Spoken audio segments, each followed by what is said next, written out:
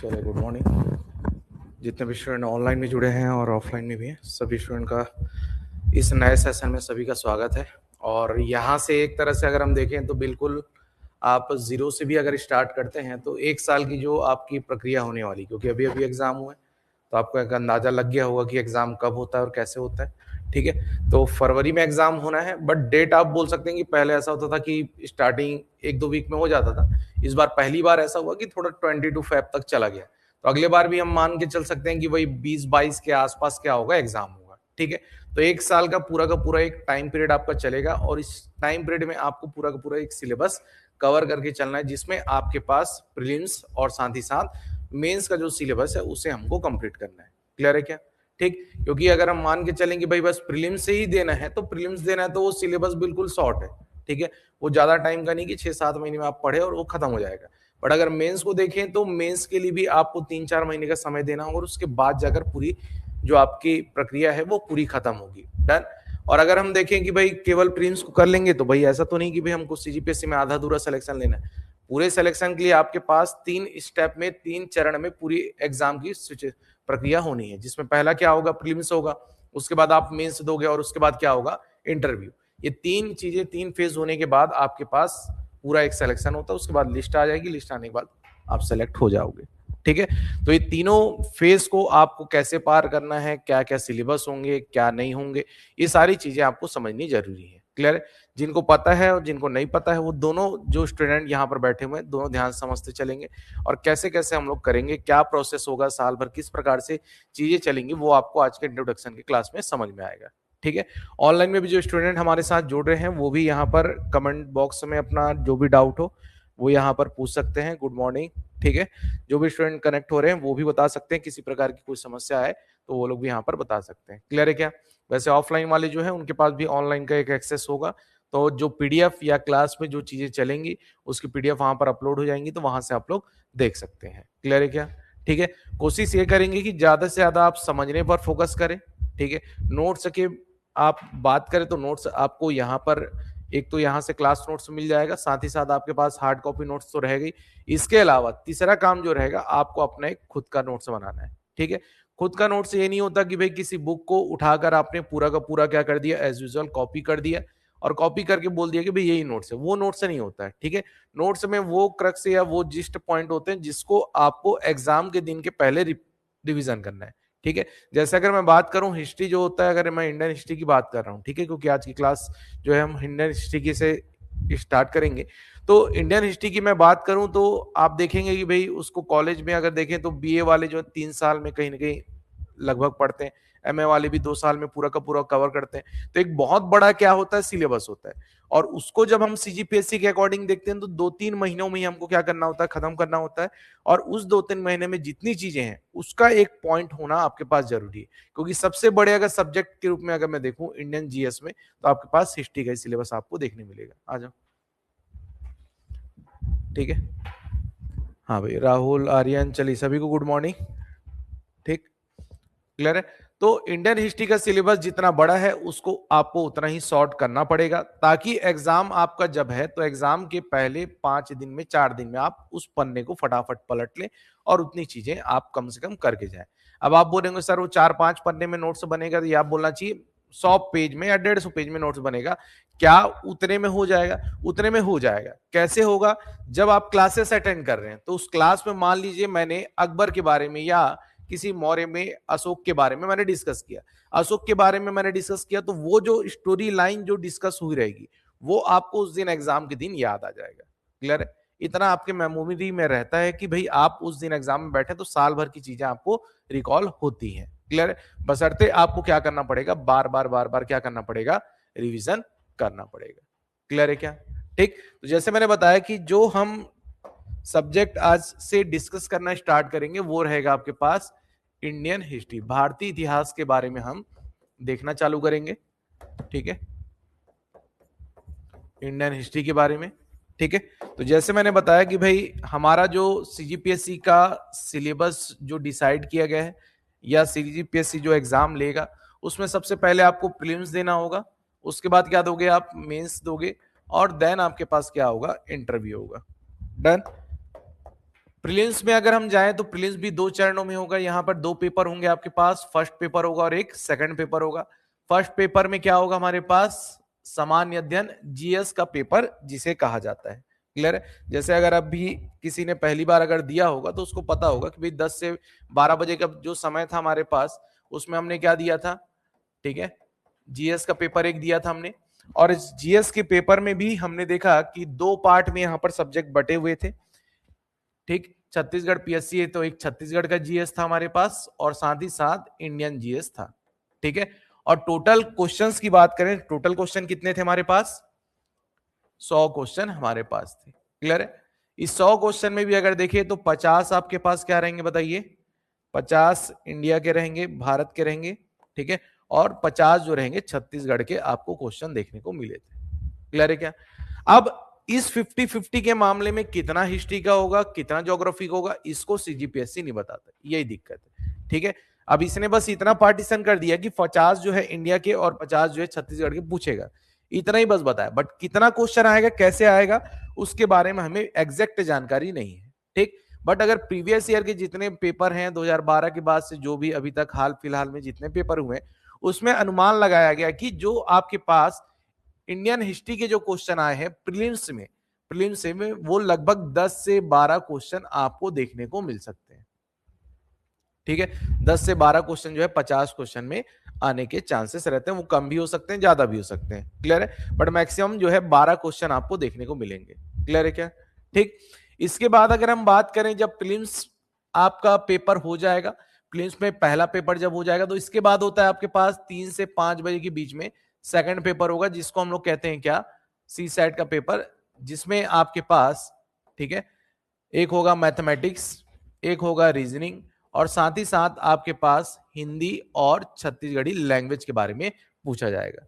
Clear है? अब आपने पेपर 1 यानी कि फर्स्ट पेपर आपने दिया, बहुत अच्छे से आपने बना लिया, 70-80 क्वेश्चन जैसा भी बना लिया।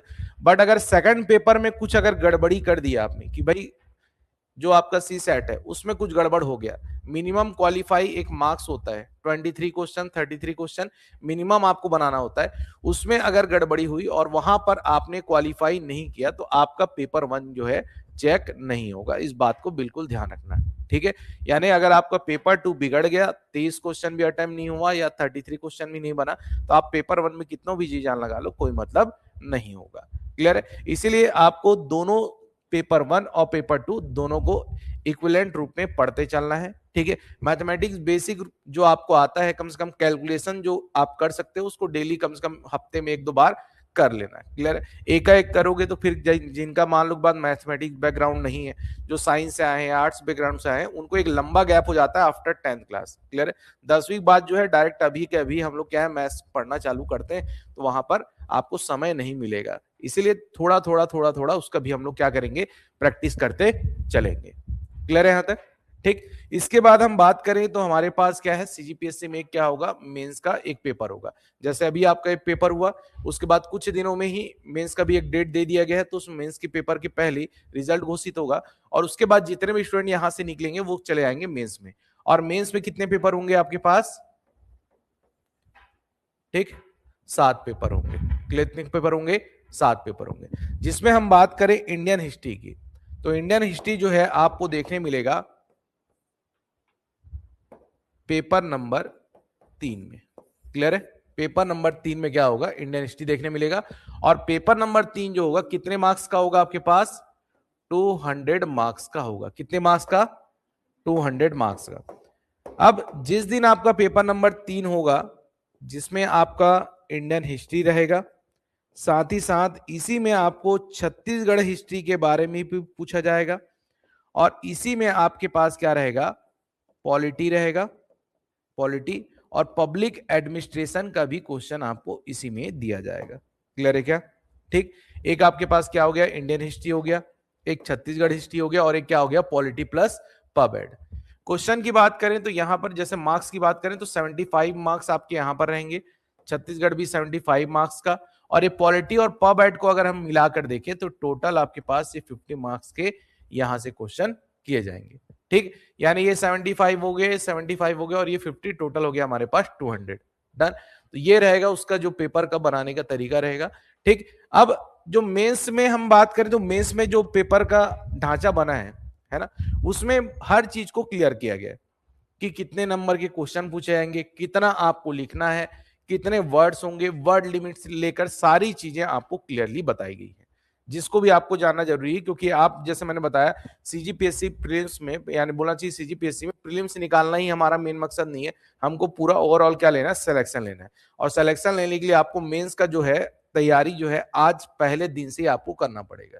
क्लियर है कि फर्स्ट डे से आपको पता रहे कि आपको लिखने का तरीका क्या होगा, कहाँ कहाँ गलतियां करते हैं, वो सारी चीजों को अभी से अगर रेक्टिफाई करेंगे तो एग्जाम के दिन तक सारी चीजें सही हो जाएंगी। क्लियर है क्या? ठीक। तो यहां पर अगर हम बात करें जो 75 मार्क्स का आपका जो पूरा इंडियन हिस्ट्री का जो पेपर आएगा, ठीक, 75 मार्क्स का, उसमें आपके पास रहेंगे 2 मार्क्स के क्वेश्चन। ठीक है।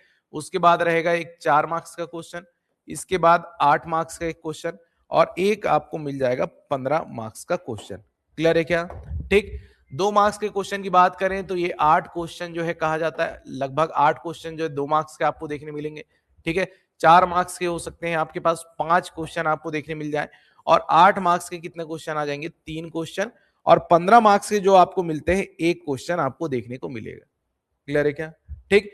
इसमें अगर देखें तो 2 मार्क्स और ये 4 मार्क्स और 8 मार्क्स ये कंपलसरी रहता है।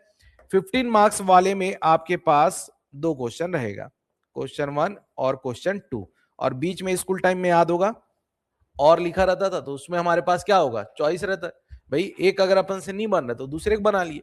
तो ये ऑप्शन कम से कम आपको कौन से वाले मिलेगा, 15 मार्क्स के क्वेश्चन में आपको देखने को मिलेगा। क्लियर है क्या? बाकी में ऐसा नहीं होगा, बाकी क्वेश्चन को आपको बनाना एकदम कंपलसरी है, उसको आपको छोड़ नहीं सकते। क्लियर है क्या? अगला पॉइंट अगर देखें तो ये 2 मार्क्स का जो क्वेश्चन होगा, इसमें कितने वर्ड्स लिखने होंगे आपको, तो बात वर्ड्स की बात करें तो 30 शब्द जो है, 30 शब्द, 30 वर्ड्स, उतने वर्ड्स आपको लिखने हैं। अब ऐसा नहीं कि भाई आप लिख रहे हो उसके बाद रुक जाओ, सर बोले थे 30 शब्द ऐसे गिन लेते हैं, है ना, कई जन भाई एकदम 30 शब्द गिनने लग जाते हैं, ऐसा नहीं गिनना है भाई, है ना। ये इसलिए बताया गया है कि कई लोगों की राइटिंग क्या है, थोड़ा सा बड़े लेटर्स में लिखते, अब बड़े लेटर्स में लिख रहे, एक लाइन में क्या पता 4-5 ही वर्ड आया उसका, और दूसरे में 3-4 आए, और ऐसे करते हो मान लो 20 ही शब्द हुए, तो वैसा भी कम मत हो जाए। और कई लोग बहुत छोटा लिखते हैं तो घुसा घुसा के उसी के एक लाइन में 2 लाइन बना बना के वहीं पे कर दिए, ऐसा भी नहीं करना है। क्लियर है? तो ज्यादा भी लिखना भी नहीं है और ज्यादा कम भी नहीं लिखना, इसलिए उसने क्या कर दिया, एक वर्ड लिमिट बना दिया। इसके अलावा इसमें कोई सप्लीमेंट्री जैसा चांस नहीं है। क्लियर है? सप्लीमेंट्री मतलब कि अगर आपको पेपर मिला, ठीक है, पेपर आपके पास आ गया, यहां से ये आंसर शीट अगर आपके पास हो गई, ठीक है, आंसर शीट की बात करें तो यहां पर 2 मार्क्स के लिए इस प्रकार से आपके पास 4 से 6 लाइनें आपके पास रहेंगी। पहले 4 लाइनें होती थी, तो 1 2 3 और ये 4। क्लियर? ये 4 लाइन आपको दे दी जाएगी, इस 4 लाइन में ही आपको सारी चीजें जो है लिखनी पड़ेंगी। क्लियर है? तो 2 मार्क्स के लिए कितनी लाइन रहेगी आपके पास, 4 लाइन। बट जैसे मैंने कहा कि प्रीवियस ईयर जो है ना, पहले पेपर ऐसा रहता था लैंडस्केप में, डन, अब वो चेंज होकर क्या हो गया, पोर्ट्रेट में हो गया, जिसको आप समझ सकते हैं कि A4 साइज का एक पेपर बन गया, डन। तो पहले वाला जो था लैंडस्केप में था, अब पोर्ट्रेट में आ गया, तो पोर्ट्रेट में 4 लाइन जो है लगभग 6 लाइन में क्या हो जाएगी, अब कन्वर्ट हो जाएगी। क्लियर? पिछले बार भी किसी प्रकार से कोई जानकारी नहीं दी गई थी मेंस के स्टूडेंट को कि आंसर कॉपी कैसे आने वाले। क्वेश्चन के बारे में पता था, क्वेश्चन का पैटर्न क्या रहेगा वो सब पता था, बट आंसर कॉपी जो है एग्जाम में जाने के बाद समझ में आया कि अब लैंडस्केप से किस में बदल गया, पोर्ट्रेट में बदल गया। ठीक है, तो इस बार भी अगर मेंस का पेपर होगा या अगले बार भी मेंस का पेपर होगा तो कॉपी किस टाइप की रहेगी उसके बारे में एग्जैक्ट जानकारी हम नहीं दे सकते, बट इतना मान के चल सकते हैं कि अब जो आपको कॉपी आएगी वो कैसे रहेगी, आपके पास पोर्ट्रेट कॉपी रहेगी। क्लियर है यहां तक?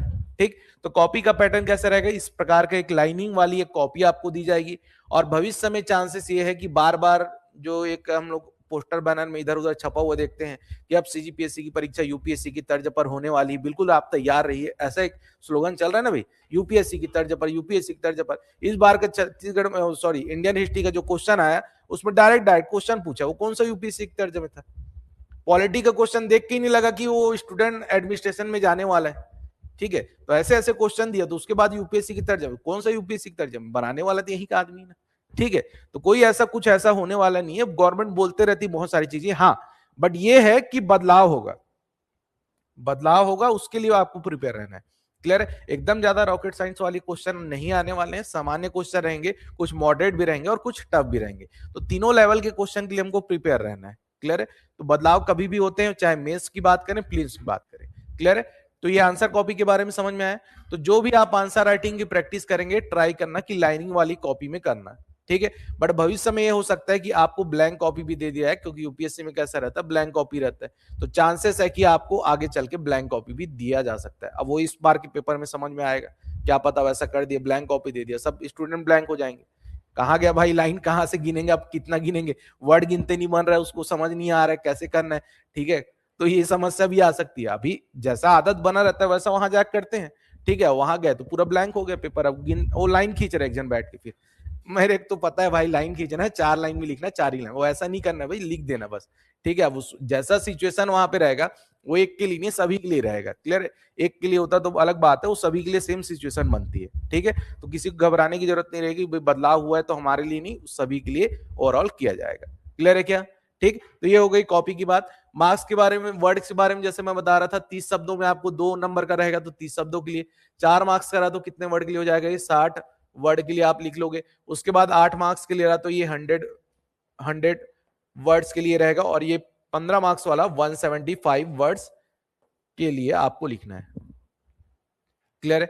ठीक, अब ये जो क्वेश्चन पूछे जाएंगे, तो जैसे हमें पता है कि, या आपको नहीं भी पता तो आगे हम जानेंगे कि जो इंडियन हिस्ट्री वो 3 पार्ट में मोस्टली बटा हुआ है, ठीक है? कभी भी आप देखोगे तो एक एंशियंट हिस्ट्री होता है जिसको प्राचीन इतिहास कहते हैं, एक मेडाइवल होता है जिसमें अकबर बीरबल के बारे में पढ़ते हैं, डन, और एक मॉडर्न होगा जिसमें हम आधुनिक भारत कहते हैं। क्लियर है? तो एंशियंट, मेडाइवल और तीसरा क्या हो जाएगा हमारे पास, मॉडर्न।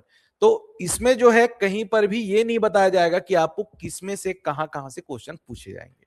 क्लियर? कितने क्वेश्चन कहां से आने वो हमें नहीं पता, बट इसके लिए भी क्या करते हैं हम लोग, एक अप्रोक्सीमेशन ये कि भाई प्रीवियस ईयर पेपर जो आए हैं उसके हिसाब से हम आकलन करेंगे, है ना? उसका वैल्यूएशन करते हैं भाई कि कितने कितने क्वेश्चन कौन कौन से पोर्शन से पूछे गए, और उस पोर्शन पर हम थोड़ा सा ज्यादा फोकस करते हुए चलेंगे। क्लियर है क्या? ठीक, तो ये हो गया हमारे पास क्या, मेंस का क्वेश्चन का पैटर्न किस प्रकार से दिया जाएगा, कैसा मार्किंग किया जाएगा, क्या किया जाएगा, वो सारी चीजें हमें यहां पर समझ के चलनी है। क्लियर है क्या? ठीक, इसमें किसी को डाउट, इसमें एटलीस्ट ये वाला जो हमने अभी फ्रेमिंग देखा कि कैसे कैसे पेपर होना है और कहां कहां पे इंडियन हिस्ट्री के बारे में स्पेशली मैंने अभी बताया, जैसे जैसे जो जो सब्जेक्ट आएगा तो वहां पर भी आपको उसके बारे में जानकारी मिलती जाएगी। इसमें किसी को कोई डाउट, कोई दिक्कत तो पूछ सकते हैं। क्लियर है? ठीक, फरवरी के बाद ज्यादा से ज्यादा आपको 2-3 महीने का टाइम मिलता है, उससे ज्यादा टाइम आपको नहीं मिलता। हाँ, वो हुआ कि गवर्नमेंट को लगा कि कुछ आगे बढ़ाना है, कुछ ऐसा बीच में दिक्कत आया तो डेट आगे बढ़ सकता है। क्लियर है? डेट आगे बढ़ सकता है, उसका कोई ये नहीं है। बट प्रीलिम्स जो होता है फरवरी में, आज तक कोरोना तक का इतिहास नहीं बदल पाया उसको, तो फरवरी में होना है मतलब होना है। ठीक है, तो आज से आपके पास जैसे मैंने बताया 1 साल का पूरा टाइम है, उसको हमको यूटिलाइज करना, उसके हिसाब से पढ़ना है। क्लियर है क्या? ठीक, तो जैसे इंडियन हिस्ट्री का प्रीलिम्स में 10 से 12 क्वेश्चन, और यहाँ पर देखिए 75 मार्क्स के क्वेश्चन, तो 75 में आप जितना ज्यादा से ज्यादा स्कोर कर सके तो ट्राई करेंगे, क्योंकि इंडियन हिस्ट्री है तो हिस्ट्री के हिसाब से जब हिस्ट्री की कॉपी भी चेक होती है तो उसकी मार्किंग भी वैसी होती है। तो जब जब आप आंसर लिखेंगे तो आंसर को चेक कराते जाएंगे, तो उसमें अगर कुछ गलतियां होंगी तो उसको हम लोग सुधारते चलेंगे। ठीक है, अब देखिए, अब नेक्स्ट पॉइंट है कि भाई इंडियन हिस्ट्री के लिए ऑथेंटिक सोर्स क्या होता है। सबसे पहला चीज हो जाता है कि भाई अब पढ़ना चालू किए, है ना? मैं तो बता दिया यहाँ पर ऐसा ऐसा पढ़ना है, ठीक है? मेरे को पता है, मैं बताऊंगा, उससे ज्यादा एक लाइन को पढ़ने वाला नहीं है, फिर भी बताना पड़ता है कि ये बुक पढ़ लेना करके। ठीक है, सब बुक अभी क्या है, मार्केट में जाएंगे नया नया बुक, हरा पीला नीला ऐसा हिस्ट्री का बुक रहता है। सर बोले थे वाला बुक लेना है, भैया दे दो वाला बुक वाला, ऐसे करके बढ़िया गए, और अपने अपने जहां पर हॉस्टल में है तो हॉस्टल में, और घर में तो घर में मस्त टेबल वेबल में सजा दिए। घर वाले भी लगता है ना, पढ़ने गया था आज पहला दिन था, कुछ तो करके आया लड़का करके, बुक खरीदने गया था, कॉपी लेके आया, नया पेन खरीदा, ऐसा थोड़ा सा नया नया स्कूल खुलता तो रहता है ना भी, थोड़ा सा बच्चे भी उत्साहित रहते हैं, वैसे आप लोग भी उत्साहित हो गए थोड़ा कि भाई, है ना, सब चीज नया नया है करके अच्छा लग रहा है करके, खुशी उल्लास भरा होगा। ठीक है, 1 महीने बाद जैसे ही थोड़ा सा इतिहास आगे बढ़ेगा, उसके बाद मैं पूछ दूंगा, बताओ ये चंद्रगुप्त मौर्य, है ना, इसके साथ लड़ाई किस दिन किया था। उस दिन से एक्चुअल में कहानी शुरू होती है। उस दिन से जैसे 20 लोग 40 लोग बैठे हुए हैं ना, जिसको पूछे रहूंगा वो अगले दिन नहीं आएगा। भाई मेरे को पूछते हैं यार, मेरे को टारगेट कर देते हैं, कभी भी मैं ही पकड़ में आ जाता हूँ, कैसे है? ठीक है, या सामने लाइन वाला पीछे चला जाएगा, नहीं मेरे को पूछ देंगे क्या पता है ना, मेरे को तो अभी अपना इतिहास नहीं पता, इसका क्या इतिहास जानूंगा। क्लियर, ठीक। तो ये सारी समस्या आनी चालू हो जाती। तो आपको क्या है ना, पेशेंस बनाए रखना। सबसे बड़ा खेल क्या है, पेशेंस का सीजीपीएससी में। अब आप बोले कि भाई आज ही अपन एकदम निकले हैं और उत्तर ध्रुव अपन क्या है अगली बार का पीएससी क्लियर कर देंगे, तो ऐसा भी नहीं है। क्लियर, ठीक। तो पेशेंस का बहुत बड़ा खेल है। हो सकता है कि आप में से जितने बैठे हो अगली बार सिलेक्शन ले ले, या कुछ हो सकता है कि कहीं कहीं कुछ पॉइंट में कट भी जाए। क्लियर, तो दोनों चीजों के लिए हमको प्रिपेयर रहना है। डन। तो जितना ज्यादा आप पेशेंस के साथ में चीजें पढ़ेंगे समझेंगे, है ना, वो उतना ज्यादा आपके लिए बेटर है। और इंडियन हिस्ट्री जो है सब्जेक्ट ना, उसके लिए बेस्ट एग्जांपल है। इसमें बहुत ज्यादा धैर्य की जरूरत पड़ती है। इसमें फैक्चुअल डेटा भी है, वैसी थ्योरेटिकल पोर्शन भी है, और वैसा लेंदी भी है ना, कि आपको सारी चीजें पढ़ते चलना है, याद करते चलना है, रिवीजन करते चलना है, तभी होगा। डन। तो ऐसा नहीं है कि बिल्कुल आज जो एनर्जी बनाए रखे हैं, है ना, वो एक ही दिन के लिए रहे। आपको कम से कम 2-3 महीने के लिए, जब तक ये हिस्ट्री क्लास चलेगी तब तक बनाए वैसा रखना है। ठीक है। क्लासेस जब होंगी तो अभी जैसे 2-3 दिन क्लास हो गई तो बिल्कुल आपको मल्टीपल चॉइस क्वेश्चन भी बताए जाएंगे। ठीक है, क्लास में हम ट्राई करेंगे कि बीच बीच में आपको क्वेश्चन दिखाएं, तो आपको आइडिया लगते जाएगा कि प्रश्न भी कैसे पूछे जाएंगे। क्लियर। सैटरडे का एक दिन रहेगा जिसमें हम लोग टेस्ट वेस्ट रखेंगे, ताकि आपका मेंस का राइटिंग होते रहे और प्रीलिम्स का भी आपका क्वेश्चन होता रहे। क्लियर। तो वहां से भी हम लोग पता चलते जाएगा भाई किस स्टूडेंट का कितना प्रोग्रेस हो रहा है, कहीं पर कोई दिक्कत जा रही है, वो सारी चीजों को हम समझते हुए चलेंगे। क्लियर। तो देखिए, इंडियन हिस्ट्री की बुक्स की बात करें तो जो हमारे पास पुस्तकों की बात की जाती है, तो सबसे हमेशा नॉर्मली हम सुनते हैं कि एनसीईआरटी को हमको रिफर करना है। क्लियर है, एनसीईआरटी। ठीक। अब एनसीईआरटी की बात करें, स्कूल टाइम में ढंग से नहीं पढ़े तभी क्या पढ़ेंगे, बात यही तो बात आ जाता है ना, है ना। स्कूल टाइम में नहीं पढ़े तो अभी कहाँ पढ़ेंगे, उस टाइम में मजा नहीं आता था, अभी भी मजा नहीं आता सर, कहाँ पढ़ेंगे उस सब बुक को। ठीक है। अब वो लोग भी जानते हैं, लोग ये सब बुक को नहीं पढ़ने वाले, ये बस हम लोग के बताने के लिए होता है। तो एनसीईआरटी की बुक को छोड़कर फिर हम आते हैं नेक्स्ट बुक पर। ठीक है, जो एक तरह से जिस्ट का काम करती है, या अलग अलग जो पब्लिशर राइटर जो होते हैं रेफरेंस बुक बनाते हैं। ठीक है। तो एक होता है आर एस शर्मा का, एक बुक मिल जाएगा आपको आर एस शर्मा का। ठीक। जब प्राचीन इतिहास या एंशियंट हिस्ट्री के बारे में आप पढ़ेंगे, एंशियंट हिस्ट्री के बारे में हम जब पढ़ेंगे, प्राचीन इतिहास के बारे में, तो प्राचीन इतिहास की जो बुक है आर एस शर्मा की बुक, एनसीईआरटी में भी आपको अवेलेबल होती है, उसके राइटर में भी आते हैं, और ऐसे भी आपके पास एक अलग से बुक आर एस शर्मा की मिलती है। ठीक है, जिसमें प्राचीन इतिहास के बारे में बताया गया है। इसके अलावा आपके पास है मेडाइवल के लिए। ठीक है, मेडाइवल के लिए आप सतीश चंद्र की बुक देख सकते हो, मध्यकालीन भारत, मेडाइवल इंडिया। ठीक है, सतीश चंद्र की एक बुक मिलती है आपके पास।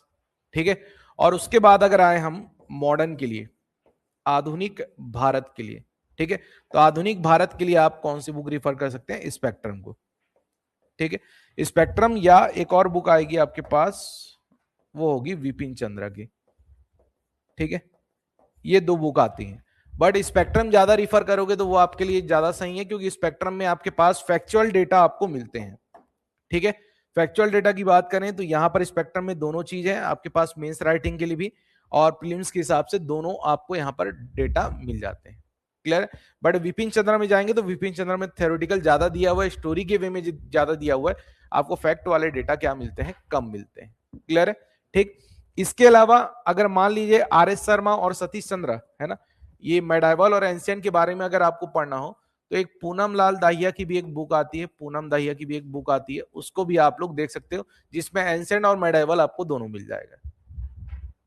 ठीक है, कई बार होता है कि आर एस शर्मा आपको टफ लग सकता है पढ़ने में भी, है ना, क्योंकि वहां पर लैंग्वेज जो है एकदम फैक्टर डेटा नहीं रहते, उसमें भी स्टोरी वे में लिखा हुआ है। क्लियर, तो वो थोड़ा सा आपको लग सकता है। तो ये पूनम दाहिया में जाओगे तो वहां पे थोड़ा सा क्या है, बोल्ड लेटर में लिखा हुआ है, कहीं पर डायग्राम की जरूरत है, डायग्राम दिया हुआ है, कहीं पर मैप की जरूरत है, मैप बना हुआ है, ये सारी चीजें वहां पर है, थोड़ा एक नोट्स की तरह बनाया हुआ है। ठीक है, तो पूनम दाहिया की बुक को आप रिफर कर सकते हो, इंग्लिश मीडियम दोनों मीडियम, है ना, हिंदी में दोनों में अवेलेबल है। ठीक है, तो वैसा आप इस बुक को रिफर कर सकते हो। क्लियर है, बुक रिफर करने का मतलब ये है कि ये बड़ी बड़ी बुक जो है अभी स्टार्टिंग टाइम में आप रीडिंग के हैबिट बना सकते हो, है ना, जितना ज्यादा आपकी रीडिंग की हैबिट रहेगी उतना ज्यादा आपके लिए बेटर है। ठीक, तो अभी से रीडिंग की हैबिट थोड़ा थोड़ा बनाना चालू करो, अभी आपके पास समय है, तो बुक्स को आप लोग रिफर कर सकते हो, पढ़ना चालू कर सकते हो। क्लियर है, एक कोई रख लिया तो उसको थोड़ा सा रोटेशन वे में भी आप लोग पढ़ सकते हैं, एक दो स्टूडेंट से जैसे आसपास रहते हैं तो रोटेट करके उन पुस्तकों को पढ़ सकते हैं, क्योंकि ऐसा तो नहीं कि भाई एक बार पढ़ लिए तो दूसरी बार उसी में से पढ़ना है, तो थोड़ा स्टूडेंट एक दूसरे को चेंज करके भी पढ़ लेना। डन, ठीक। तो यहाँ पर आर एस शर्मा एक एंशिएंट के लिए सतीश चंद्र, मॉडर्न के लिए स्पेक्ट्रम या विपिन चंद्र, जिसमें स्पेक्ट्रम आप ज्यादा प्रीफर करेंगे, स्पेक्ट्रम की बुक होनी चाहिए। ठीक, अब क्वेश्चन की बात करें तो क्वेश्चन जो है हम अगर देखें तो जो सीजीपीएससी करता है सबसे ज्यादा क्वेश्चन वो एंशिएंट और ये मॉडर्न। क्लियर है, एंशिएंट और मॉडर्न सबसे ज्यादा क्वेश्चन जो है दो जगह से आते हैं। मेडावल से अगर देखें तो क्वेश्चन की संख्या जो है कम ही रहती, इस साल भी कम थी और हमेशा कम रहती, ज्यादा क्वेश्चन उसमें नहीं आते। वैसे अगर आप मेंस का भी पेपर देखेंगे तो एंशिएंट और मॉडर्न दो जगह से ही वहां पर भी क्वेश्चन आपके मेंस में क्वेश्चन सबसे ज्यादा पूछे जाते हैं। क्लियर है क्या? ठीक, तो हमको ध्यान देना है कि भाई एंशिएंट और मॉडर्न जितना अच्छे से हमारे पास हो सके वो ज्यादा बेटर है। इसके अलावा अब बात आएगी कि सर हमको मान लो एक फास्ट रिवीजन करना है। फास्ट रिवीजन मतलब ये सारी चीजें तो अभी आपके पास समय है आंसर राइटिंग कर रहे हो उसके लिए, बट फैक्चुअल डेटा को आराम से फटाफट रिवीजन करना है तो एक दृष्टि का जो है क्विक रिवीजन करके एक बुक आता है। ठीक है, क्विक रिवीजन करके एक बुक आता है, तो उसको आप देख सकते हो। ठीक है, लास्ट टाइम में रिवीजन करने के लिए या कभी भी ऐसा प्रीलिम्स के एग्जाम के पहले रिवीजन या कोई भी एग्जाम के पहले रिवीजन करना है तो यहां से आप फटाफट रिवीजन कर सकते हो, बहुत सारे डेटा आपको मिल जाएंगे। क्लियर है, बट हिस्ट्री में ध्यान रखना है, हिस्ट्री में दिक्कत ये आता है कि डेटा जो है हर साल हर 2 साल में कहीं ना कहीं छोटा मोटा अपडेट होते रहता है। क्लियर है, जैसे स्पेक्ट्रम की बुक की बात करूं तो प्रीवियस डेटा कुछ अलग थे या अभी वर्तमान में आने वाले डेटा अलग हो रहे हैं, तो हमेशा कुछ ना कुछ अपडेशन होते रहता है जिसको आपको बीच बीच में क्या करना है, अपडेट करना है। और अगर इस साल के हिसाब से देखें, इस साल का अपडेट तो मैं करके आपको दे दूंगा, बट अगर नेक्स्ट ईयर के हिसाब से उसमें कुछ अपडेट होगा तो आपको धीरे धीरे करना पड़ेगा। क्लियर है, ठीक, क्योंकि एनसीईआरटी में भी आप देखोगे एक ओल्ड वर्जन आता है और एक न्यू वर्जन आता है, तो न्यू वर्जन आया मतलब कुछ ना कुछ तो बदलाव है, तो बदलाव होते रहते हैं। बट हिस्ट्री एक ऐसा सब्जेक्ट आपके लिए प्लस पॉइंट ये है कि ये चेंज बहुत ज्यादा नहीं होता, बाकी सब्जेक्ट में चेंजेस होते रहेंगे, हिस्ट्री में कोई चेंजेस नहीं होगा। एक बार अगर आप इस शुरुआती टाइम में इसको पढ़ लिए तो उसके बाद कभी भी आपको एक्स्ट्रा कुछ पढ़ना नहीं पड़ेगा, उसी को बार बार पढ़ो और आराम से जाओ। ठीक है, बाकी में ऐसा इकोनॉमिक में चेंजेस होते रहते हैं, ज्योग्राफिकल में भी कुछ ना कुछ चेंजेस होते रहते हैं, बट ये स्टैटिक वे में आपके पास हमेशा बना रहेगा। ठीक है, तो एक दो बार थोड़ा सा अच्छे से मेहनत कर लो, समस्या दूर हो जाएगी। क्लियर है यहां तक? चलिए, तो ये हो गई हमारे पास बुक्स की बात, मेंस आंसर राइटिंग की बात हो गई। ठीक है, कॉपी के बारे में ध्यान से रखना, कॉपी जैसे मैंने बताया लाइनिंग वाली कॉपी रखेंगे। ठीक है, और लाइनिंग वाली कॉपी में हम देखते चलेंगे। ठीक, अब बात कर लेते हैं कि भाई इंडियन हिस्ट्री का सिलेबस किस प्रकार से चलेगा और कौन कौन से पार्ट में ये बटा हुआ है और कौन कौन से टॉपिक इसमें आते हैं। ठीक है, अब इंडियन हिस्ट्री की बात करें तो इंडियन हिस्ट्री जो है बहुत लंबे समय से, भारत का इतिहास जो है बहुत लंबे समय से चला आ रहा है। ठीक है, जैसे अगर मैं वर्ल्ड में बात करूं तो पूरे विश्व में आज जिस कंट्री पर बमबारी हो रहा है, कौन सा कंट्री? हाँ, ईरान पर। ठीक है, ईरान और हमारा ये जो इंडिया है, ये दो जो आप बात करें देशों की बात करें, सबसे पुराने सिविलाइजेशन में यही दो कंट्रीज आती है, ईरान और उसके बाजू वाला इराक और ये हमारा इंडिया। क्लियर? जब आप हिस्ट्री की बात करते हैं, इतिहास की बात करते हैं, वर्ल्ड में अमेरिका को तो बाद में खोजा गया है भाई, आज जो इतना उचक रहा है या कूद रहा है, जैसा भी कर रहा है, ठीक है, उसका तो कोई नामो निशान नहीं था, वहां तो बाहर के लोग आके बसे हैं, वहां के एक्चुअल में मूल निवासी जो अमेरिका के रेड इंडियन कहा जाता था उनको, ठीक है, वो लोग थे, आदिवासी जो थे वहां के मूल निवासी थे, वहां तो भाई वो लोग जाके बाहर में बसे। तो अगर पूरे वर्ल्ड, भारत के इतिहास में या बोलना चाहिए विश्व के इतिहास में भी देखें तो भारत का इतिहास और ईरान और ये इराक, ये सारी जितनी चीजें हैं, ये जो देश है इनका इतिहास सबसे पुराना है। क्लियर? ठीक, तो वैसे ही हमारा भारतीय इतिहास भी क्या है, सबसे पुराना है, जिसमें हम बात करते हैं कभी भी तो उस समय से हम स्टार्ट करते हैं जब हड़प्पा सिविलाइजेशन को हमने सुना था या जाना था, उसके बारे में देखा। क्लियर है? तो हड़प्पा सिविलाइजेशन या हड़प्पा सभ्यता से लेके आज जो मॉडर्न डे, यानी कि अंग्रेज जब यहाँ भारत को छोड़कर गए 1947, तब तक के इतिहास को हमको पढ़ना है। क्लियर? और इतने बड़े इतिहास को, हिस्ट्री को पढ़ना है तो हम लोग एक बार में किसी एक पार्ट में रखकर नहीं पढ़ सकते, इसीलिए क्या किया गया, इंडियन हिस्ट्री को 3 पार्ट में, 3 पार्ट्स में क्या किया गया, डिवाइड किया गया। कितने पार्ट में? 3 पार्ट्स में डिवाइड किया। डन। तो इंडियन हिस्ट्री हमारे पास क्या होगा, 3 पार्ट में होगा। ठीक, सबसे पहले पार्ट को हम कहते हैं प्री हिस्ट्री। क्या कहते हैं इसको, प्री हिस्ट्री बोलेंगे। ठीक है, जिसको हम हिंदी में कहेंगे प्राग इतिहास। क्या कहेंगे हिंदी में, प्राग इतिहास कहेंगे, प्री हिस्ट्री। क्लियर है। प्री हिस्ट्री का टाइम वो टाइम है जिसमें हम बोलेंगे सीधा सीधा आदि मानव का टाइम, या बोलना चाहिए एक आइस एज करके मूवी आई थी, और टिमोन और पुम्बा टाइप के 2 लोग रहते थे, एक तो सींग वाला एक जानवर रहता था और एक जन है ना गिलहरी टाइप का एक जन रहता था, 2 जन ऐसा कुछ दिखाता था। तो आइस एज टाइप का जीवन, यानी कि जब बर्फ जमा हुआ था धरती पर, आदि मानव धीरे धीरे आना चालू हुआ, उसका रहन सहन चालू हुआ, वो सारे दौर को हम लोग किस में रखते हैं, पूरा का पूरा इस प्री हिस्ट्री प्राग इतिहास में रखते हैं। अब उस टाइम पे हमारे पास अगर डेटा की बात करूं तो उन लोगों को तो पढ़ना लिखना तो आता नहीं था, तो कुछ लिख के गए नहीं होंगे। ठीक है ना, उस टाइम पे टाइम जैसी चीजें होती थी, आज के समय में घड़ी है, सारी चीजें हैं, तो हम लोग बता सकते हैं किस समय पर क्या चीजें हो रही, तो उस समय पर वैसा भी चीज नहीं। तो उस समय अगर हम बात करें हिस्ट्री की, तो उस समय पर जितनी भी चीजें एविडेंस आपको मिले हैं, आर्कियोलॉजिकल एविडेंस मिले हैं, पुरातात्विक साक्ष्य मिले, उसके बेस पर ही हम सारी चीजें बता पाते हैं। क्लियर। जैसे आदि मानव, मान लो बात, उस समय किसी पत्थर से कोई हंटिंग करता होगा, शिकार करता होगा, वो पत्थर मिला तो पत्थर से बता रहे, गुफा दिख गया, गुफा में रहता होगा, उससे पता चल रहा है, किसी कटोरी में खाना खाता होगा, कुछ बर्तन रहे होंगे, उससे पता चलेगा। तो सारी चीजें जो पता चलेंगी उनके आर्कियोलॉजिकल एविडेंस से हमको जानकारी मिलेगी। इसका मतलब यह है कि इस प्री हिस्ट्री में हमें कहीं पर रिटर्न एविडेंस नहीं मिलेगा। क्लियर, लिखा हुआ कहीं पर कुछ नहीं मिला है।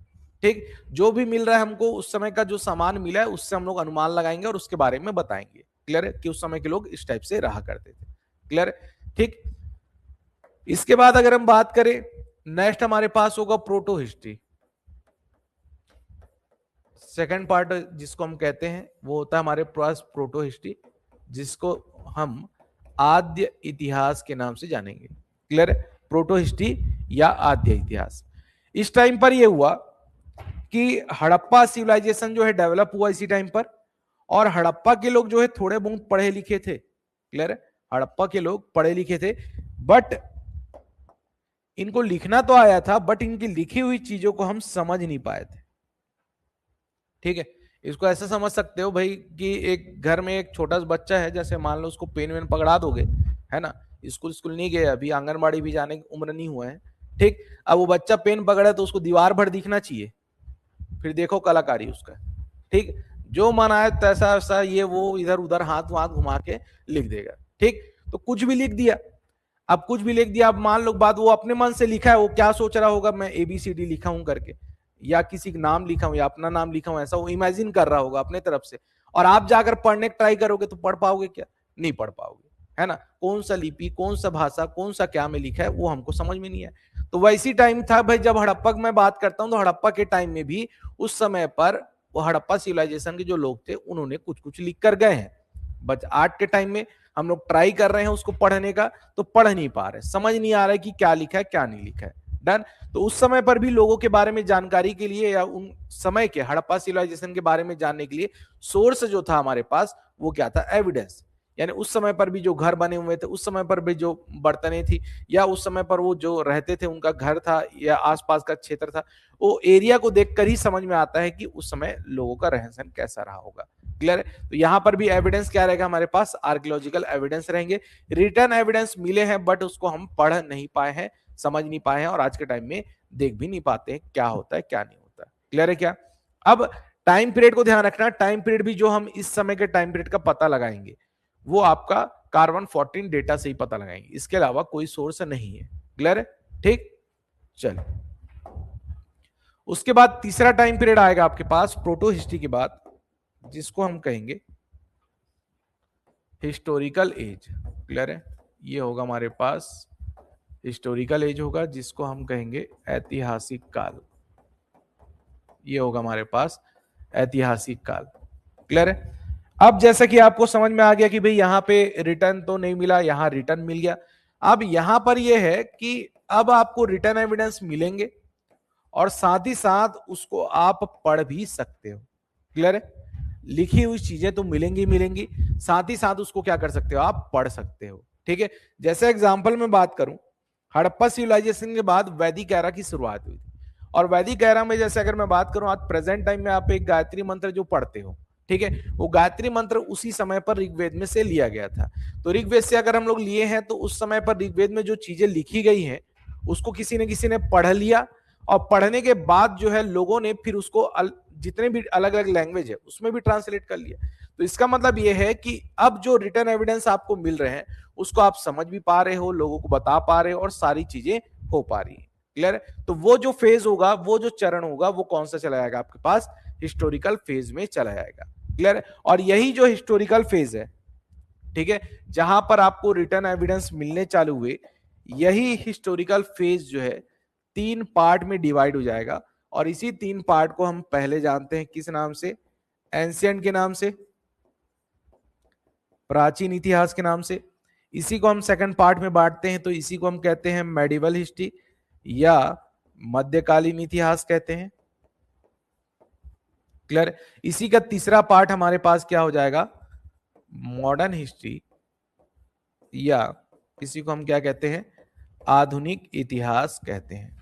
क्लियर है क्या? ठीक, यानी हिस्टोरिकल एज जहां से रिटर्न एविडेंस मिलना चालू हुआ वो हमारे पास 3 पार्ट में डिवाइड हो जाएगा। 3 पार्ट होगा एंशिएंट, एक होगा मेडाइवल, और एक होगा क्या हमारे पास? मॉडर्न। क्लियर है? 3 पार्ट में डिवाइड हो जाएगा। यहां तक समझ में आया? ठीक है, तो हिस्ट्री जो है मेनली 3 पार्ट में डिवाइड होते हैं, प्री हिस्ट्री, प्रोटो और हिस्टोरिकल एज।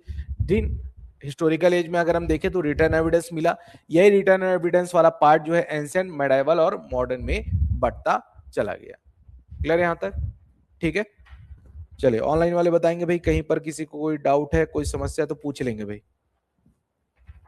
ठीक है, ध्यान से सारे सिलेबस को समझते चलना, क्योंकि साल भर जो है, या बोलना चाहिए जब भी ये टॉपिक आप पढ़ोगे तो इन्हीं सब सब्जेक्ट को, इन्हीं सब पॉइंट को आपको देखना होगा।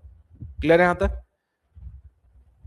चलिए, अब इसमें एंशिएंट के फेस की बात करूं, एंशिएंट, ठीक है, तो एंशिएंट में हम किन के बारे में पढ़ते हैं? तो जैसे मैंने बताया, सबसे पहला पार्ट आपके पास क्या आएगा? वैदिक एज आएगा, जिसमें वेदों के बारे में आप जानोगे। ठीक है, वैदिक एज के बाद आपको रिलीजन के बारे में जानना है, जिसमें 2 रिलीजन, 2 धर्म जो है आपके पास आएंगे, है ना। एक होगा कौन सा? जैन धर्म होगा। एक आपको किसके बारे में जानना है? बौद्ध धर्म के बारे में जानना है। ठीक है, 2 धर्मों के बारे में जानना है। और यही जैन और बौद्ध धर्म के टाइम में फिर क्या होगा? महाजनपद एरा, यानी कि राजाओं का जो टाइम है वो शुरू होगा। ठीक, तो इसके बाद आप महाजनपद एरा के बारे में पढ़ोगे, महाजनपद एरा। ठीक, इसी महाजनपद एरा में हमको जानकारी मिलती किसके बारे में? अशोक के बारे में, चंद्रगुप्त मौर्य के बारे में, जो बड़े बड़े उस समय के राजा हुए, प्राचीन इतिहास के, एंशिएंट हिस्ट्री के जो किंग हुए, उनके बारे में आपको जानना होगा। क्लियर है? महाजनपद एरा के बाद अगर हम देखें, ये एरा जब खत्म होगा तो एक बड़ा एम्पायर फिर आएगा इसी टाइम पर, वो होता है गुप्त एम्पायर। क्लियर है?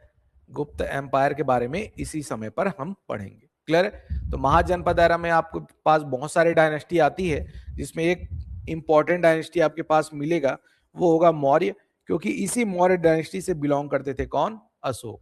क्लियर है? ठीक, तो जब हम ये सारी चीजों के बारे में पढ़ेंगे तो ध्यान दीजिएगा, एक तो हम लोग प्रीलिम्स के हिसाब से भी देखेंगे, और सेकंड पॉइंट क्या होगा? मेंस के हिसाब से भी हम देखते चलेंगे। जब मेंस के हिसाब से देखेंगे तो मेंस के हिसाब से इनके पॉइंट जो डिस्कस होंगे उसको ध्यान रखेंगे आप। उसमें आपके पास 4 चीजें जो है सबसे ज्यादा इंपॉर्टेंट होगी। कभी मेंस के हिसाब से जब आंसर राइटिंग चालू होगा तो ये 4 चीजों पर हम ज्यादा फोकस करेंगे। पी से हो जाएगा आपके पास पॉलिटिकल चीजों पर। क्लियर है? ठीक, राजनीतिक स्थिति उनकी कैसी रही होगी, पॉलिटिकल सिचुएशन कैसी रही होगी। इसके अलावा उस समय की सोशल कंडीशन कैसी रही होगी, सोशल कंडीशन। फिर इकोनॉमिकल कंडीशन, अर्थव्यवस्था कैसी रही होगी। उसके बाद रिलीजन या धर्म के बारे में हम जानेंगे। क्लियर है? तो ये 4 पॉइंट जो है आपके पास हमेशा मेंस में जो आंसर क्वेश्चन तैयार होते हैं, इन्हीं 4 पॉइंट से ही आपके तैयार होंगे। तो जब हम इनके प्रीलिम्स से डेटा को जब देखेंगे तो उसके साथ साथ ये 4 पॉइंट्स पर भी हमेशा हम क्या करेंगे? डिस्कस करते हुए चलेंगे, political, social, economic, religion. Clear है यहां तक? जैसे इमेजिन करो, आज के टाइम को थोड़ा सा इमेजिन करके चलते हैं। ठीक है, आज के टाइम में आप लोग पढ़ रहे हैं, ठीक है, जैसा भी है यहाँ पर, जैसे भी चीजें चल रही हैं, रायपुर है, पूरा एक शहर बसा हुआ है, आसपास गांव है, सिटी है, ये सारी चीजें डन। अब मान लो बाद आज भूकंप आ गया, ठीक है, भूकंप आने से पूरा का पूरा ये शहर तबाह हो गया, सब लोग यहाँ पर खत्म हो गए, ठीक। तो लगभग मान लो बाद 200 साल 300 साल के बाद लोग आएंगे, ठीक है। अब वहां पर भी पीएससी चालू हो जाएगा, है ना भाई।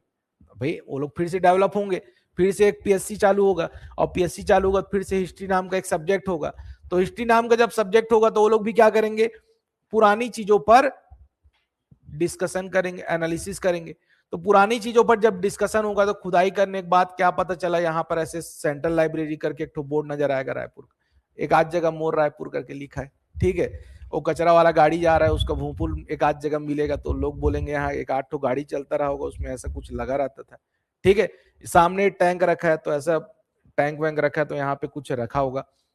यहाँ पर मान लो बात इसी जगह की बात करें तो धारा जीएस में इतने सारे स्टूडेंट थे, वो लोग दब गए थे, उन लोग के स्केलेटन मिलेंगे, बॉडी वॉडी मिल रहा है, दो चार लोग कुछ चश्मा लगाए हैं, कुछ घड़ी पहने हुए हैं, किसी के पास बैग रहा होगा, ठीक है।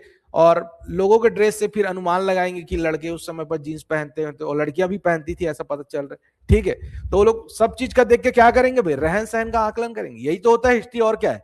आप लोग उस टाइम के देख के लोग को बोल रहे हो, तो वो लोग आप लोग को देख के बोलेंगे हाँ भाई उस समय के लोगों का रहन सहन ये रहा होगा, डन। सवेरे सवेरे सामने इडली वाला है, तो इडली उडली का कुछ एविडेंस मिल गया, तो बोले सवेरे सवेरे लोग इडली खाना पसंद करते थे, और शाम को वो एमजी रोड में इधर उधर वाले रोड में चाउमीन खाते थे, है ना। तो ये खान पान के बारे में पता चलेगा। मंदिरों के बारे में बात करें, रिलीजियन के बारे में बात करें, आसपास जो मंदिरें हैं, तो कोई खाटू श्याम गया होगा तो खाटू श्याम मंदिर का कुछ एविडेंस मिल गया, कोई इस्कॉन टेम्पल गया तो इस्कॉन टेम्पल बना था, वो कुमारिक जैन मंदिर मिल गया, जैन मंदिर का एविडेंस मिलेगा। तो वहां पर बताएंगे भाई अलग अलग रिलीजन के लोग जो है यहाँ पर एक साथ रहा करते थे।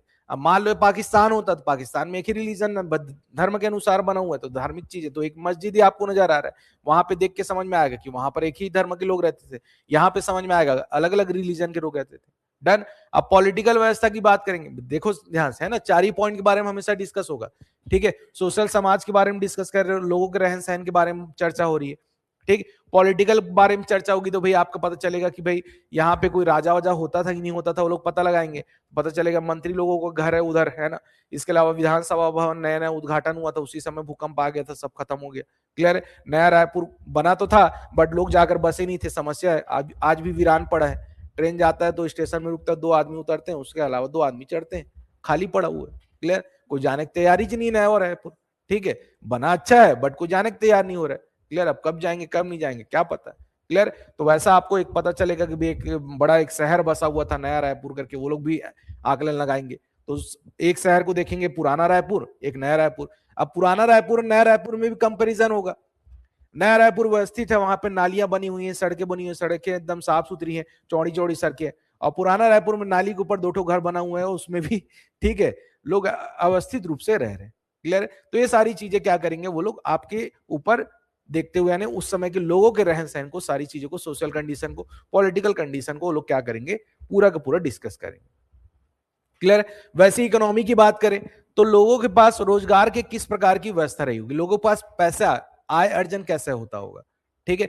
तो इकोनॉमी के बारे में बात करें तो भाई गोल बाजार है, सदर बाजार है, मार्केट हुआ करता था जहां पे व्यापार होता था। कहीं पे सब्जी मार्केट है तो सब्जी का व्यवसाय हो रहा है वहां पे, ठीक है। इसके अलावा बाहर अगर आउटर साइड में चले गए हम लोग, सिलतरा विलतरा साइड चले गए, तो वहां पर हमें क्या दिख रहा है कि फैक्ट्रियां दिख रही है।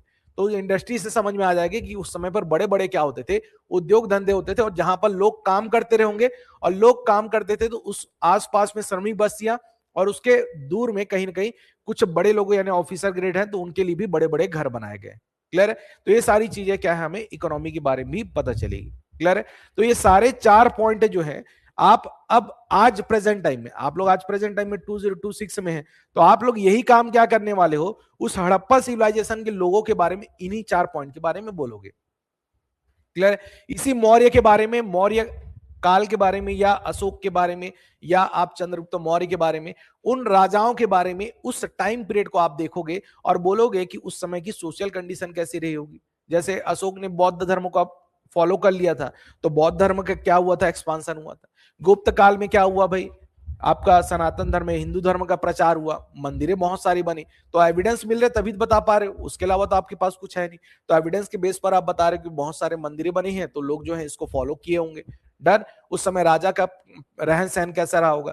भाई आजकल जो मूवी बन रही है पुरानी उसके ऊपर, जैसे मान लो बात छत्रपति शिवाजी हो, छावा, ये सब मूवी बन रही है, तो कहीं ना कहीं उन्होंने क्या किया है, हर एक चीज को बारीक तरीके से देखा है। क्लियर। अगर बहुत ज्यादा प्राचीन समय में जाओ तो आपके पास उस समय लिखने का कोई ऐसा ही नहीं होता था, पेपर वेपर नहीं होता था। तो पहले ताड़ का पत्ता, ये सब कुछ ऐसे पत्ते होते थे जिसमें वो लिखा करते थे। तो ताड़ के पत्ते में कैसे करते थे वो लोग, ऐसे छेद कर करके लिखा करते थे। और उसको रात वात में, अब रात में पढ़ना है तो दिन में, चलो दिन में उजाला है तो रात में पढ़ना होता था, दिया के सामने या कहीं पर भी कैंडल होता था उसके सामने वो लोग ऐसे रखते थे, तो लाइन के ऊपर वो जैसा जैसा उसका रोशनी पड़ता था वहां से वो लोग रीड करते थे। तो उस समय पत्तों का यूज होता था। डन। तो ये सारी चीजें जो है आप उस समय की चीजों को जब देखते हैं तो अब आपको पता चलता है। और मूवी में भी जो बनाया जाता है उस समय के लोगों के रहन सहन के ऊपर सारी चीजों को बहुत अच्छे से रूप में दिखाया गया है। क्लियर है क्या। ठीक। तो ये सारी चीजों को, सारे पॉइंट्स को आपको क्या है, मेंस के अकॉर्डिंग ये पूरे पॉइंट को, चाहे मैं एंशियंट की बात करूं जिसमें वैदिक काल, इसमें महाजनपद एरा या गुप्त एम्पायर की बात करूं, सारे पॉइंट पर क्या होगा, ये डिस्कस होगा। उसके बाद अगर हम बात करें, जैसे ही गुप्त एम्पायर खत्म होगा तो आपको पता चलेगा कि भाई मेडाइवल फेज की शुरुआत होगी मध्यकालीन भारत की। मध्यकालीन भारत में यह होगा कि भाई आप देखोगे जिस, है ना, इस्लामिक रिलीजन की, मुस्लिम धर्म की हम जब बात करते हैं तो ये जो है उसी समय पर 6वीं 7वीं शताब्दी के समय में 6-7 सेंचुरी के टाइम पीरियड में ही क्या हुआ था, पहली बार उसकी शुरुआत हुई थी। अब वो जो शुरू हुआ तो उनका जो है एरिया यानी कि एक्सपांसन होते गया, वहां से लोग जो है मूवमेंट करने लगे, और मूवमेंट हुआ तो इनका आना कहां हुआ, भारत की तरफ आना हुआ। और इंडिया में जब आए तो इंडिया में जब आकर इन्होंने यहाँ के राजाओं को हराया, और हराने के बाद अपने डायनेस्टी की शुरुआत की, अपना जो वंश यहाँ पर इन्होंने बनाया, उसी को हम लोग मध्यकालीन भारत में पढ़ते हैं। ठीक है। इसी मेडाइवल या मध्यकालीन भारत में हम दिल्ली सल्तनत के बारे में जानते हैं, दिल्ली सल्तनत, और इसी में हम जानते हैं फिर मुगलों के बारे में। क्लियर है।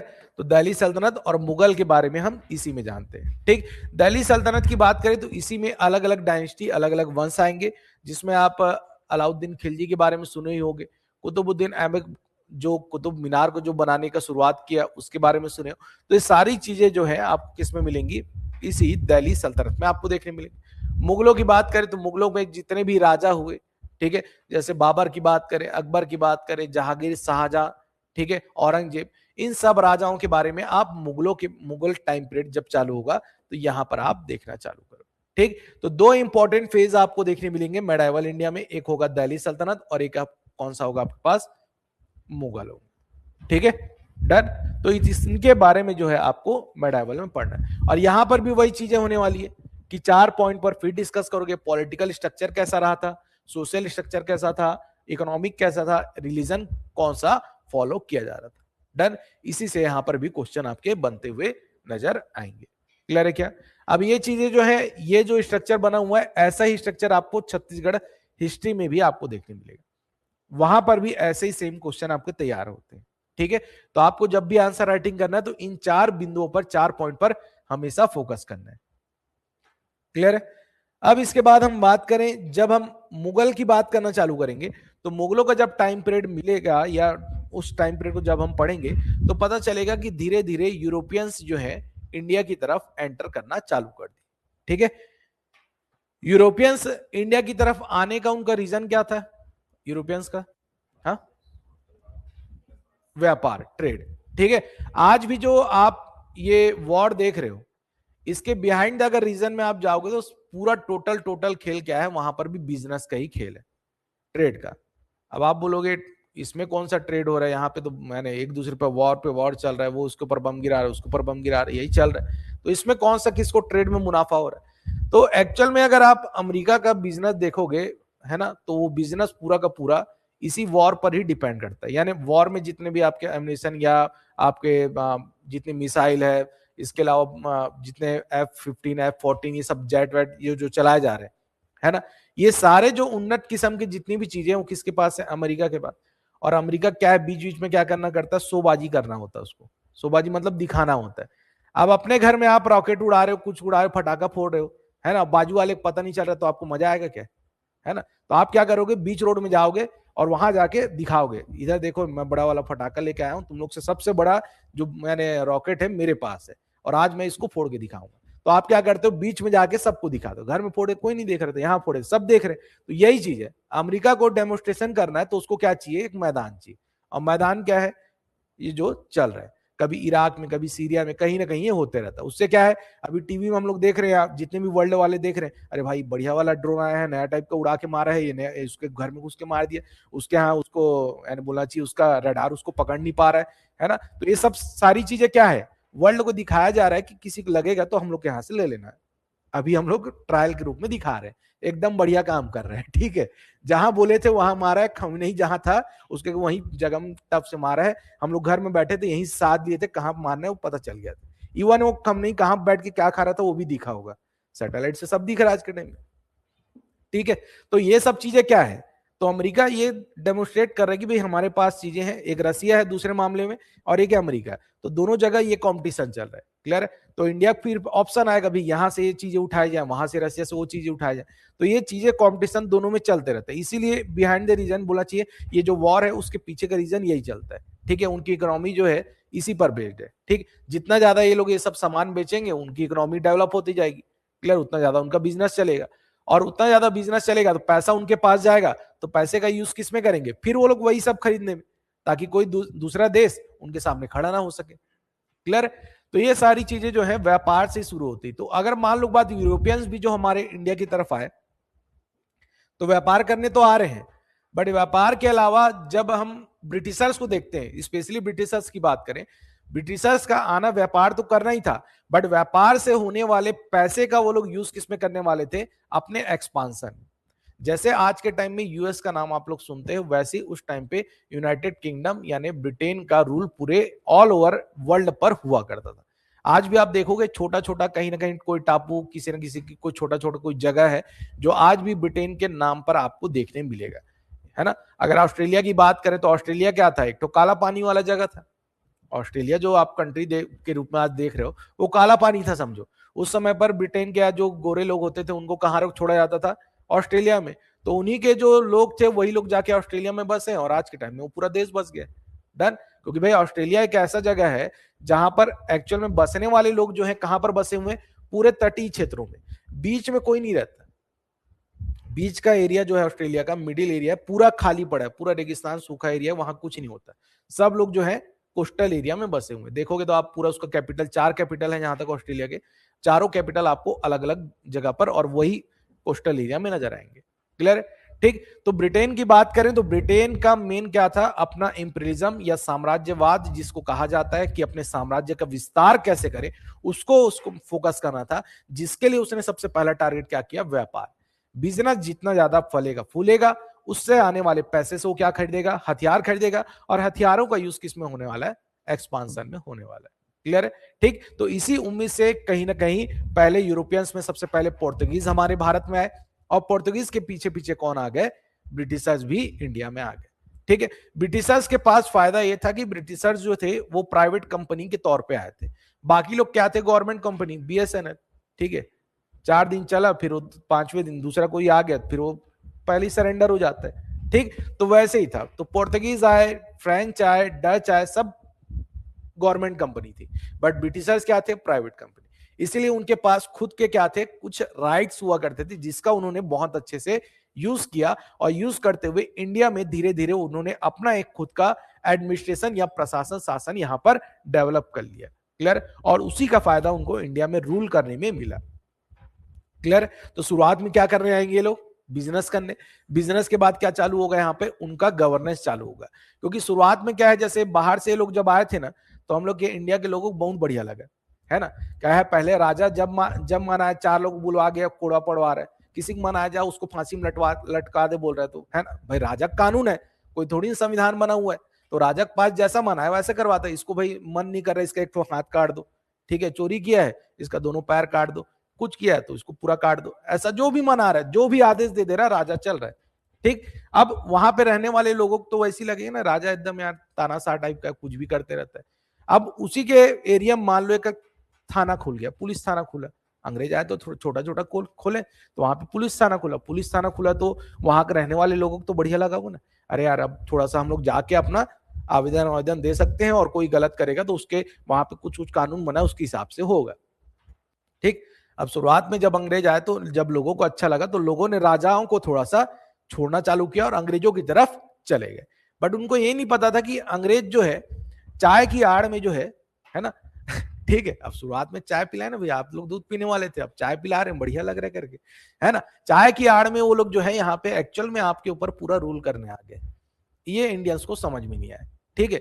वो धीरे धीरे धीरे धीरे करके पूरे इंडियंस को अपने तरफ कर लिए, और अपने तरफ करने के बाद जैसे बोलते हैं ना भाई, अभी जियो जब फ्री में दे रहा था तब तक सब चले गए, फिर उसके बाद जियो 100 रुपए मांगा, 100 रुपए भी दे दिए, 200 रुपए मांगा, 200 रुपए दिए, अब 300 रुपए, जब 400 रुपए डेटा के लिए, एक एक डेटा के लिए जब जो शुरुआती समय में होता था वैसा कर रहे हैं, तब लोगों को समझ में आ रहा है यहाँ तक खेला हो गया भाई करके ठीक है ना। अब जियो के अलावा ऑप्शन दिख नहीं रहा है, पहले पोर्ट में तो हमेशा जियो को रखना जरूरी हो गया, दूसरे में भले बीएसएनएल रख के चला रहे हो अलग बात है ना, मगर पहले में एक तो जियो ने अपना कब्जा जमा लिया, और ये अगर मोनोपोली हो गई तो उसका मतलब समझ जाओ फिर उसके बाद दिक्कत होगा, उसके बाद वही है गुलामी, उसी को बोलते हैं गुलामी। भले आप डायरेक्ट गुलाम नहीं बना सकते, आपके रूल में नहीं बना सकते, बट इनडायरेक्ट गुलाम आप बनते जा रहे हो। क्लियर। इसीलिए बोलते हैं कि कंपटीशन जो होता है, कभी भी व्यापार होता है तो उसमें कॉम्पिटिटर होने चाहिए, अलग अलग कंपनी को मौका मिलना चाहिए, एक अगर रहेगा तो अपनी मोनोपोली करेगा।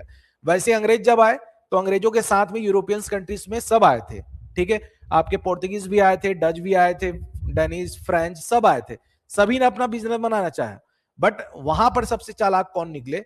अंग्रेज। अंग्रेजों ने जो अपनी चालाकी चली उसके कारण उनको बहुत बेनिफिट मिला, और उसके बाद जो है उन्होंने सभी को यहां से क्या कर दिया? बाहर कर दिया।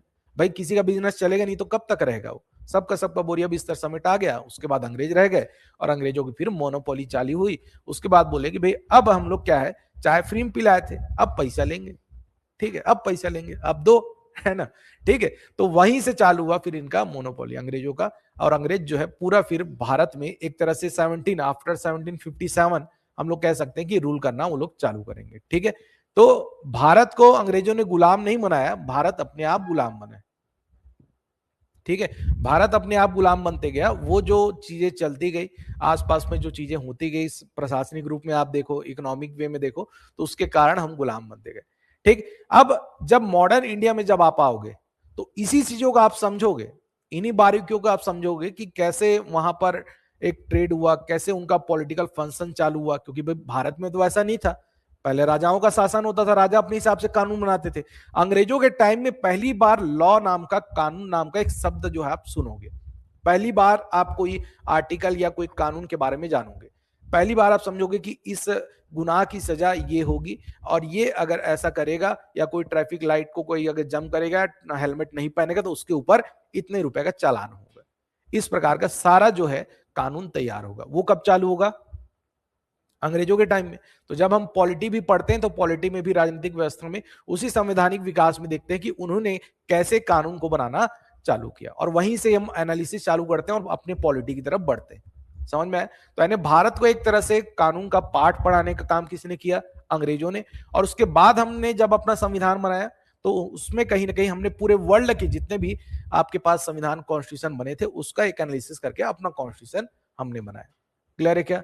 ठीक। तो मॉडर्न हिस्ट्री में बहुत ही दिलचस्प चीजें आपको मिलेंगी अगर आप इंटरेस्ट लेते हो, है ना। जिन्होंने पहले नहीं पढ़ा, और जिन्होंने पढ़ा है अच्छी बात है, और जिन्होंने नहीं पढ़ा है तो थोड़ा सा इंटरेस्ट लेके आप पढ़ोगे तो उसमें भी जो है आपको बहुत अच्छी अच्छी चीजें देखने को मिलेंगी, जो आज के टाइम में होने वाली कोई गलतियां जो भविष्य में आप कर सकते हो उसको वो सुधार करेगा, ठीक है। क्योंकि वहां पर क्या हुआ है, अंग्रेज जब आए तो अंग्रेजों ने कोई लॉ बनाया होगा तो डायरेक्ट लॉ को अप्लाई कर दिए, तो क्या हर कोई उसको फॉलो किया होगा?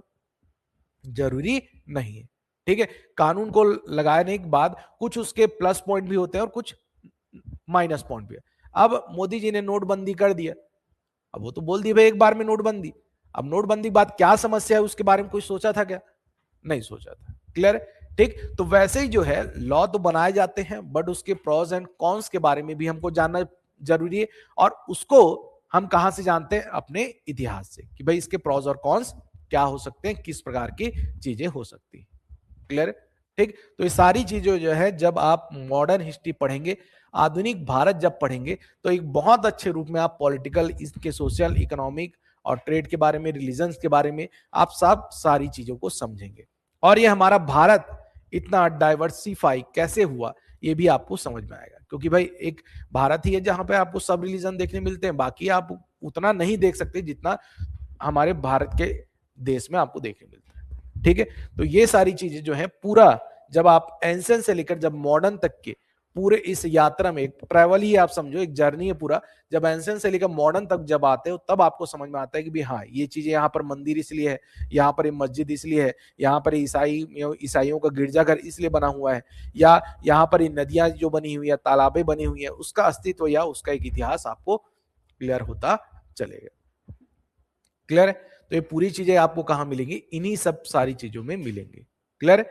तो आपको फर्स्ट डे से ही कोई ना कोई पुस्तक एक रीडिंग के वे में, एक समझने के वे में धीरे धीरे स्टडी में लाना है, क्योंकि एक बोलना चाहिए, आप मेंस में भी देखें तो मेंस में और भी डिफरेंट सब्जेक्ट होते हैं। पेपर 7 होता है, दर्शन होता है, आपके पास सोशोलॉजी होता है जिसको पढ़ना होता है। ठीक है, तो उस सब सारी चीजों को पढ़ने के लिए आज से रीडिंग की हैबिट बनाओगे तभी ये हैबिट डेवलप होगी। क्लियर है?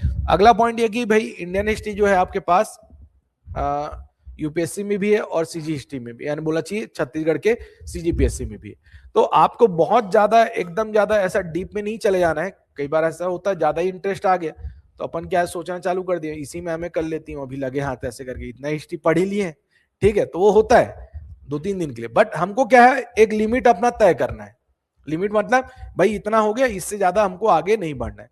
जैसे शक्तिमान को देखे, शक्तिमान है ना, छोटा थे तो देखते रहो। शक्तिमान क्या है, ऐसे बैठता था और उसकी कुंडलियां जागृत होती थी, और कुंडलियां जैसी जागृत होती थी, पूरी कुंडलियां जागृत होने को शक्तिमान बन जाता था। क्लियर? तो हमको क्या है, शक्तिमान नहीं बनना है। ठीक है, तो हमको शक्तिमान नहीं बनना है, जितनी कुंडलियों की जागृत करने की जरूरत है उतनी जागृत करना है। क्लियर है? जैसे कहा जाता है कि महात्मा बुद्ध और महावीर जैन को जो ज्ञान की प्राप्ति हुई थी, ज्ञान की प्राप्ति मतलब वो एक लेवल टच कर जाना जिसके बाद वो अपने प्राण को भी त्याग सकते हैं, है ना। कई बार सुने होगे ना भाई, वो ध्यान में लगे हुए हैं, ध्यान में लगे, और एक टाइम बाद अपने आप ही वो अपना प्राण त्याग देते हैं। तो वो होता है कि स्टेज आता है जिसके बाद वो अपने शरीर को, पूरी अपनी आत्मा को वश में कर लेते हैं और उसके हिसाब से अपने जीवन को छोड़ देते हैं। तो वैसे क्या होता था, गुरु नानक देव के बारे में एक जानकारी मिलती कि वो भी वैसी ध्यान लगाया करते थे, और इनका एक स्टेज डिसाइड है ध्यान में, एक ध्यान मुद्रा का एक स्टेज होता है। तो स्टेज के बाद अपना वो जीवन या शरीर त्याग देते हैं। तो जैसे ही वो स्टेज आता था तो उसके साथ में एक व्यक्ति बैठा करता था, है ना। वो व्यक्ति क्या करता था, जैसे ही उनको लगा कि भाई कुछ हो सकता है यानी कि इसके बाद, है ना, तो एक ड्रम लेके बैठता था, उसको बजा देता था। ठीक है, तो उससे क्या है, वो ध्यान टूट जाता था। क्लियर? तो समझने का मतलब यह है कि आपको भी अपने मन में एक ड्रम बना के रखना है कुछ, कि जैसे ही लगा भाई मैं ज्यादा ही, बहुत ज्यादा डीप स्टडी हो रही है, अब मैं 4 ठो बुक बताया, है ना, ये 2-3 ठो बुक बताया, अब आप क्या किए, 2-3 पढ़ने के बाद नहीं यार मैं और पढ़ूंगा, जा रहा हूँ सेंट्रल लाइब्रेरी और दुनिया भर का, नहीं तो रविशंकर में पुराना पुराना बुक रखा होगा ना, सब राइटर का बुक लेके आ जाऊंगा और आज पढ़ूंगा अगर, है ना। तो आपको अपना लेवल डिसाइड करना है कि भाई इतना ही सीजीपीएससी के काम का है, उससे ज्यादा एकदम नहीं पढ़ना। यूपीएससी की तर्ज पर बोला है, यूपीएससी पेपर नहीं बोला है ना। इसको भी जानना जरूरी ना भाई, कई जने वो यूपीएससी पेपर ले घूम रहे, इसी सॉल्व करेंगे सर 10 साल का पेपर है। ठीक है, ऐसा ऐसा नहीं करना है। ठीक है, पेपर का तरीका चेंज हो रहा है, पेपर का तरीका, पूछने का पैटर्न चेंज हो रहा है, बट एकदम ऐसा नहीं कि यूपीएससी 2 कॉपी वैसे वैसी पेपर बनाएगा, ऐसा जरूरी नहीं है। क्लियर है? क्योंकि हर स्टेट की अपनी अपनी पॉलिसी है, अपनी अपनी पॉलिसी के हिसाब से वो पेपर डिजाइन करता है। ठीक है, डन। यूपीएससी का अपना अलग है पैटर्न, क्योंकि उसको सेंट्रल को लेकर चलना है, राजस्थान का अलग है, बिहार का अलग है और यूपी का अलग है। तो हर स्टेट का अपना अपना बना हुआ है। वैसे छत्तीसगढ़ का बना हुआ है, तो छत्तीसगढ़ का जो बना हुआ है उसको हमको अपने हिसाब से एक लेकर चलना है। तो लिमिट में बताते चलूंगा, बीच बीच में मैं ही ड्रम बजा दिया करूंगा, ताकि आप लोग बहुत ज्यादा डीप मत चले जाओ, क्योंकि आप लोगों को जब क्वेश्चन आना चालू होगा ना तो मेरे को समझ में आ जाएगा, ये थोड़ा आगे जा रहा है तो उसको मेरे को खींचना पड़ेगा, भाई इतने में आ जा और इतने में लिख के चलना भाई, है ना। तो क्योंकि भाई आपको सीजीपीएससी क्रैक करना है, तो आपको केवल और केवल इंडियन हिस्ट्री नहीं पढ़ना है, आपको ज्योग्राफी भी वैसी पढ़ना है, आपको इकोनॉमी भी पढ़ना है, छत्तीसगढ़ हिस्ट्री उतना बड़ा, छत्तीसगढ़ का पूरा ज्योग्राफी, भूगोल, हिस्ट्री सब पढ़ना है, तो आपको उतना लेकर चलना होगा। क्लियर है? ठीक, तो उसमें हड़बड़ाने की जरूरत नहीं, आराम से देखते चलो, हल्का हल्का अभी धीरे धीरे जितने टॉपिक चलेंगे, कम से कम डेली जो होगा उसको कम से कम करते चलना।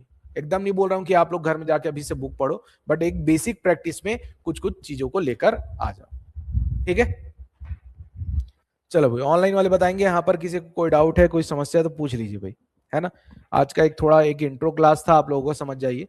ठीक है, कल से हम थोड़ा इसमें और एक पहले टॉपिक से थोड़ा स्टार्ट करेंगे, जिसमें मैंने आपको पहला टॉपिक जैसे बताया कि भाई प्री हिस्ट्री के बारे में जहां पर हम आदि मानव के टाइम पीरियड को थोड़ा जानेंगे। क्लियर? बहुत ज्यादा जानकारी हमको नहीं लेनी, क्योंकि उस टाइम पीरियड के बारे में आपको बोला जाए तो सीजीपीएससी में बहुत ज्यादा पूछा नहीं जाता। बट होता यह है कि जैसे ही आप हिस्ट्री का कोई बुक ओपन करोगे तो पहले ही में एक आदि मानव ऐसा चलता हुआ दिखेगा और एक पत्थर का फोटो बना रहेगा, तो आपको ऐसा लगेगा इसी पत्थर में सर फोड़ के अपना इतिहास खत्म कर लूं क्या करके। तो ऐसा नहीं है, ठीक है। तो पहला शुरुआत ये है, तो बस इस बेसिक रूप में आपको जान लेना है कि भाई वहां पे क्या क्या हुआ था, एक जानकारी होना चाहिए। क्लियर? क्योंकि भाई वो जो आप इधर तो नहीं है ज्यादा, बट छत्तीसगढ़ में जब जाओगे, छत्तीसगढ़ का इतिहास पढ़ोगे, तो वहां पर वो स्टोन एज से या पाषाण काल से, आदि मानव के टाइम से बहुत क्वेश्चन बनता है। क्लियर? जैसे आपके पास ये चित्तौड़ डोंगरी का जो है आपका, कहीं पर चित्रकला बनी है, कबरा पहाड़ है, सरगुजा का ये रामगढ़ पहाड़ी है, वहां पर बहुत सारे आपको इसी टाइम पीरियड के अलग अलग एविडेंस मिले। इसलिए क्या है, आपको उस समय की चीजों को थोड़ा सा अच्छे से पढ़ के चलना है, क्योंकि जब ये हिस्ट्री क्लियर होगा तो छत्तीसगढ़ हिस्ट्री भी पढ़ेंगे, तो ऐसे टाइम पीरियड के अनुसार वो भी बढ़ता चलेगा। तो ये समझ में आएगा, तो उसको समझने में दिक्कत नहीं होगी। ठीक है, डन।